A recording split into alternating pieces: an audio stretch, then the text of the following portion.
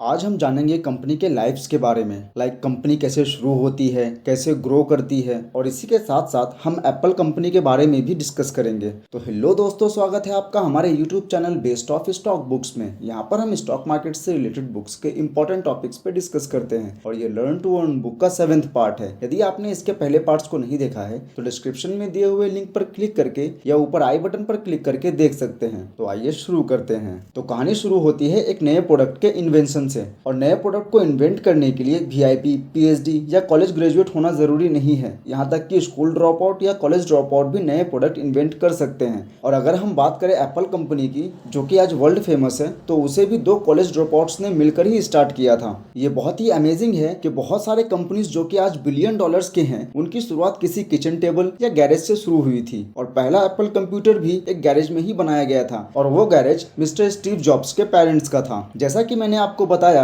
कि एप्पल की शुरुआत 2 कॉलेज ड्रॉपआउट्स ने मिलकर किया था। तो उनमें पहले थे मिस्टर स्टीव जॉब्स और दूसरे हैं मिस्टर स्टीव वोजनियाक। उस समय मिस्टर जॉब्स 21 साल के थे और मिस्टर वोजनियाक 26 साल के। और ऐसे बहुत सारे लोग हैं जिन्होंने अपने कॉलेज या स्कूल्स को बीच में छोड़कर और कंपनी स्टार्ट करके मल्टी मिलियनर बन गए। ये लोग तो अपने कॉलेज या स्कूल्स ड्रॉप आउट करके सक्सेस हो गए। इसका मतलब ये नहीं है कि आप भी अपना कॉलेज या स्कूल्स छोड़ दें और कुछ चमत्कार होने का वेट करें। उन लोगों के पास पहले से ही प्लान था और उन लोगों को पढ़ना, लिखना और काउंट करना अच्छे से आता था। और एप्पल के दोनों स्टीव्स ने कंप्यूटर के ग्रेट डील के बारे में पहले ही जान लिया था। इन लोगों ने कॉलेज इसलिए नहीं छोड़ा ताकि वो देर तक सो सके या आराम कर सके। इन लोगों ने कॉलेज इसलिए छोड़ा ताकि वो अपना पूरा का पूरा टाइम अपने प्रोजेक्ट को या अपने कंपनी को दे सके। तो आइए जानते हैं पहला एप्पल कंप्यूटर कैसे बना। तो मिस्टर जॉब और मिस्टर वोजनियाक ने मिलकर जॉब्स के फैमिली गैरेज में एक शॉप सेटअप किया और कुछ जेनरिक कंप्यूटर के पार्ट्स को एक प्लास्टिक बॉक्स में फिट कर दिया और उनका नाम रखा एप्पल आई। दोनों बहुत ही एक्साइटेड थे कि उन्होंने क्या प्रोड्यूस किया है, और उसके बाद उन दोनों ने डिसाइड किया कि अपना सब कुछ सेल करके उस बिजनेस में लगाएंगे। उस समय दोनों ने अपने दम पर $1300 जमा किया और इन पैसों से उन्होंने 50 कंप्यूटर्स बनाए और उनको मार्केट में सेल किया। फिर कंप्यूटर सेल करके जो पैसे उनके पास आए, उन पैसों से इन्होंने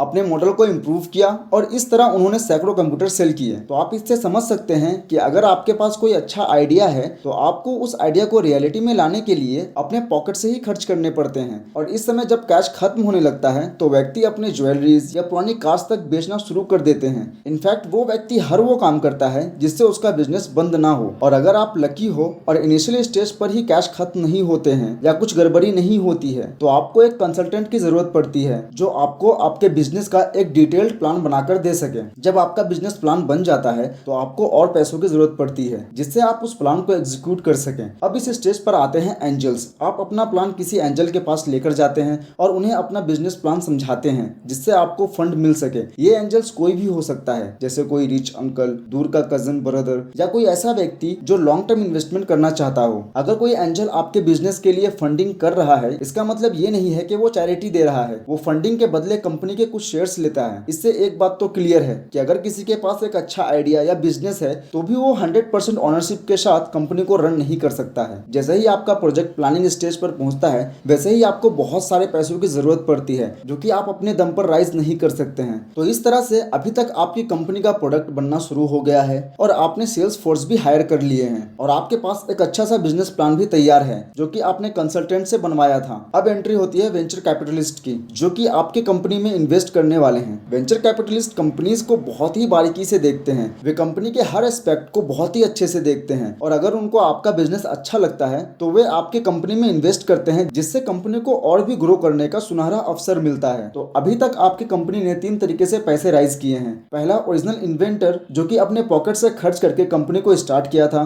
दूसरा एंजल और तीसरा वेंचर कैपिटलिस्ट। तो इस समय पर हो सकता है कि कंपनी का ओरिजिनल इन्वेंटर के पास 50% से भी कम की हिस्सेदारी हो, क्योंकि आपने देखा जैसे जैसे कंपनी बढ़ती गई वैसे वैसे लोग जुड़ते गए। ठीक इसी तरह एप्पल के दोनों इन्वेंटर ने एक रिटायर्ड इलेक्ट्रॉनिक इंजीनियर को अप्रोच किया जिनका नाम है माइक मार्कुला, जो कि मार्केटिंग एक्सपर्ट भी हैं। स्टीव्स ने उन्हें अपने बिजनेस के लिए एक प्लान बनाने के लिए आग्रह किया। मिस्टर मार्कुला को स्टीव्स का आइडिया अच्छा लगा और उन्होंने ना सिर्फ प्लान बना कर दिया बल्कि उनकी कंपनी में $250,000 भी इन्वेस्ट किया और ये 2.5 लाख का इन्वेस्टमेंट उन्हें इस कंपनी का एंजल बनाता है। ऐसा जरूरी नहीं है कि अगर कोई प्रोडक्ट इन्वेंट करने में एक्सपर्ट है तो वो मार्केटिंग, फाइनेंस, एडवर्टाइजमेंट और पर्सनल मैनेजमेंट में भी अच्छा ही होगा। और ये वो चीजें हैं जो आपके कंपनी को बना भी सकता है और बिगाड़ भी सकता है। इसीलिए मिस्टर मार्कुला नाकुला ने मिस्टर मार्क स्कॉट को as a president of Apple recruit किया और इसी के साथ साथ मिस्टर रेगिस मैकेना को भी रिक्रूट किया था। मिस्टर मैकेना उस समय बहुत ही फेमस कॉपीराइटर थे और उन्होंने ही एप्पल के लोगों को डिजाइन किया था। मिस्टर स्कॉट और मिस्टर मैकेना कंपनी के प्रमोशन और मार्केटिंग का ध्यान रखने लगे, जिससे दोनों स्टीव को अपने प्रोडक्ट को और भी ज्यादा इंप्रूव करने के लिए टाइम मिलने लगा। कंपनी के सेल्स आसमान छू रहे थे और दोनों स्टीव्स अपने प्रोडक्ट को इंप्रूव करने में लगे रहते थे।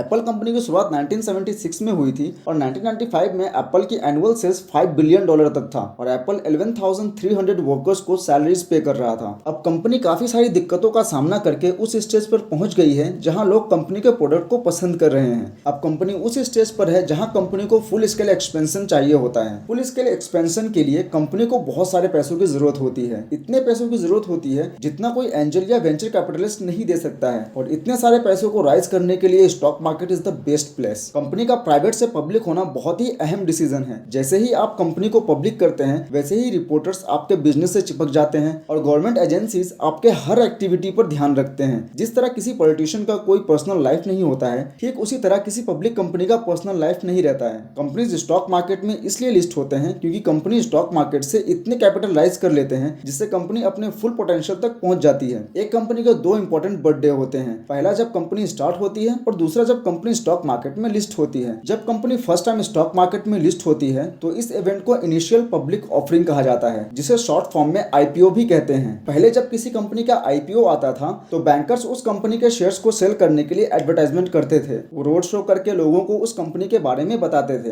एप्पल कंपनी के इनिशियल पब्लिक ऑफरिंग में 4.6 मिलियन शेयर्स सिर्फ एक घंटे में सेल हो गए थे। Mutual fund managers Apple company के शेयर खरीदने के लिए अपना जी जान लगा दिए थे और उनसे जितना ज्यादा से ज्यादा हो सका उन्होंने एप्पल कंपनी के शेयर्स खरीदे और इस बार भी हमेशा की तरह रिटेल इन्वेस्टर को ज्यादा शेयर्स नहीं मिल पाए। आईपीओ के थ्रू जो पैसे जनरेट किए जाते हैं उसमें से कुछ हिस्सा उन बैंकर्स को दिए जाते हैं जिन्होंने एडवर्टाइजमेंट किया था और कुछ हिस्सा कंपनी के ओनर को दिया जाता है जिन्होंने अपने शेयर्स बेचे हैं और बाकी के बचे हुए सारे पैसे कंपनी के बिजनेस को एक्सपेंड करने में लगा दिया जाता है। इस पॉइंट पर कंपनी के बहुत सारे ओनर्स हो जाते हैं और अब वो मोमेंट आता है जिसका सबको इंतजार रहता है और वो मोमेंट है कंपनी के शेयर्स का स्टॉक मार्केट में ट्रेड होना। एप्पल पहली बार नास्डाक नाम के एक स्टॉक एक्सचेंज में दिसंबर 1980 को ट्रेड होना शुरू हुआ था। अब कोई भी एप्पल के शेयर्स खरीद सकता था, चाहे वो स्मॉल इन्वेस्टर हो या म्यूचुअल फंड। अक्सर क्या होता है कि जो नए स्टॉक्स मार्केट में लिस्ट होते हैं उसके प्राइस लगातार बढ़ते जाते हैं कुछ दिन, सप्ताह या महीने तक, लेकिन एक पॉइंट पर लोगों का एक्साइटमेंट खत्म होता है और वो स्टॉक का प्राइस फिर से नीचे आ जाता है और ये सबसे सही टाइम है उस स्टॉक में इन्वेस्ट करने का।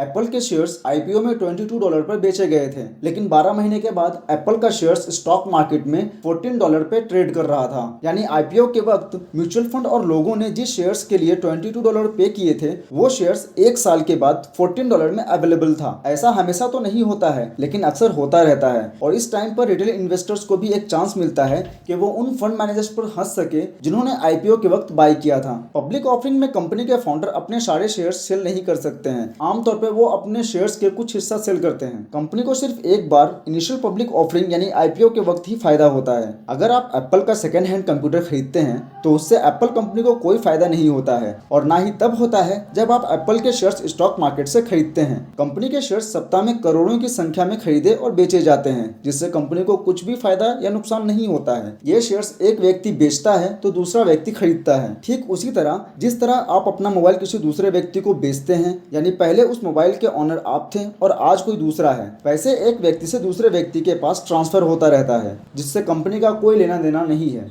जब एप्पल का नया कंप्यूटर लेंगे तो ही कंपनी को फायदा होता है। ठीक उसी तरह जब आप आईपीओ के वक्त शेयर्स लेते हैं तो कंपनी को फायदा होता है, यानी आपके पैसे डायरेक्टली कंपनी तक पहुंचती है। कंपनी अपने लाइफ में एक ही बार नए शेयर्स इशू कर सकती है जो इनिशियल पब्लिक ऑफरिंग में होता है और उसके बाद अगर कंपनी फिर से शेयर्स इशू करती है तो उसे सेकेंडरीज ऑफरिंग कहा जाता है। नए कंपनीज में बहुत एनर्जी होती है, उनके पास एक्सपीरियंस कम और एक्सपेक्टेशंस बहुत ज्यादा होते हैं और कंपनीज के पास इनफ पैसे भी होते हैं जो कि उन्होंने आईपीओ से जनरेट किया था, लेकिन कंपनी का सक्सेस होने का 100% गारंटी नहीं रहता है। बहुत सारी बुरी चीजें हैं जो हो सकती हैं, जैसे कंपनी के पास बहुत अच्छा आइडिया है लेकिन एक्चुअल में वो आइडिया उतना भी अच्छा नहीं है जितना लोग सोच रहे हैं। हो सकता है कंपनी अपने प्रोडक्ट को मार्केट में डालने से पहले ही अपना सारा कैपिटल लॉस कर ले। ये जानना बहुत ही आसान है कि क्यों नए बिजनेस 5 साल में ही खत्म हो जाते हैं और कॉम्पिटिटिव इंडस्ट्रीज में इतने सारे बैंकरप्सी क्यों होते हैं। इसीलिए आप जब भी किसी कंपनी में इन्वेस्ट करते हैं तो उस कंपनी पर बहुत ही ध्यान रखना पड़ता है। आप किसी कंपनी के शेयर्स खरीद कर सो नहीं सकते हैं या फिर उसे भूल नहीं सकते हैं, स्पेशली जब आप नए कंपनी कंपनीज में इन्वेस्ट करते हैं। अगर आप किसी नए कंपनी में इन्वेस्ट कर रहे हैं तो आपको उसके हर एक स्टेप पर ध्यान रखना चाहिए। नए कंपनीज अक्सर ऐसे पोजीशन पर होते हैं जहां एक छोटा सा मिस्टेक कंपनी को बैंकरप्सी की ओर ढकेल सकता है। खासकर नए कंपनीज के फाइनेंशियल स्ट्रेंथ पर ध्यान रखना चाहिए। नए कंपनीज का बिगेस्ट प्रॉब्लम है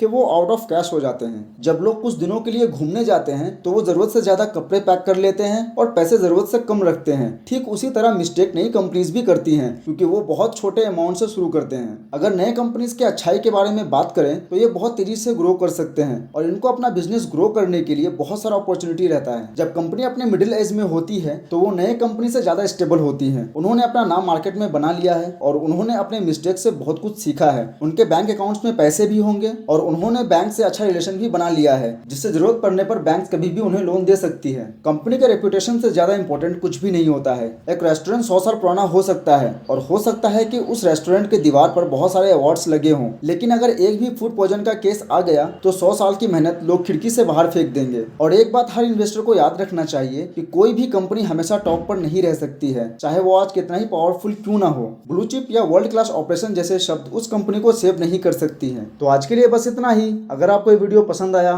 तो लाइक करें, सब्सक्राइब करें, अपने दोस्तों के साथ शेयर करें। मिलते हैं अगले वीडियो में, तब तक के लिए गुड बाय।